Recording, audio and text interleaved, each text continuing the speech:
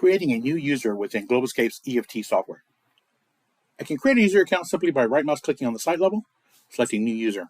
Type in the username I want, type in their password. I can even generate a password if I want to here. And then I can add additional details like email address and mobile phone number if I want to use MFA authentication for other protocols. For the purpose of this video, I'll just be doing username and password. I can even email the credentials to that person, provided the EFT server is configured for that. Click Next. This is the site where the user account is going to be associated with. This settings template that's associated with that user account.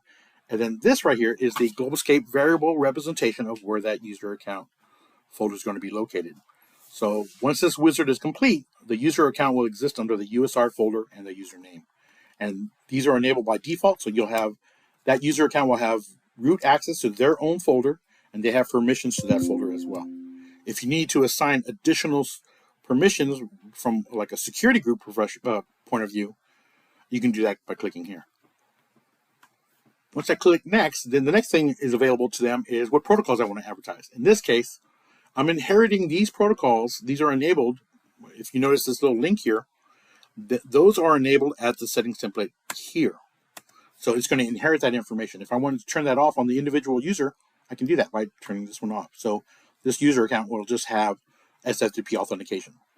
The same thing when it comes to key authentication. I'm inheriting the configuration settings from that settings template like I mentioned earlier, but I can do public key and password, or password if I want to. But since the settings template, I'm inheriting it from that settings template, I'm just doing password only. But I can't create keys. I have a key manager associated with SSH key authentication. Okay, right now clicking Finish, that user account has been created. Now that the user account is created, notice it falls under the default settings template. This blue exclamation mark means that there's not a email address associated with it. You just simply go to account details, add email, mobile number, or any information that you need for that matter. Okay, so the key thing to note here is the account's been created.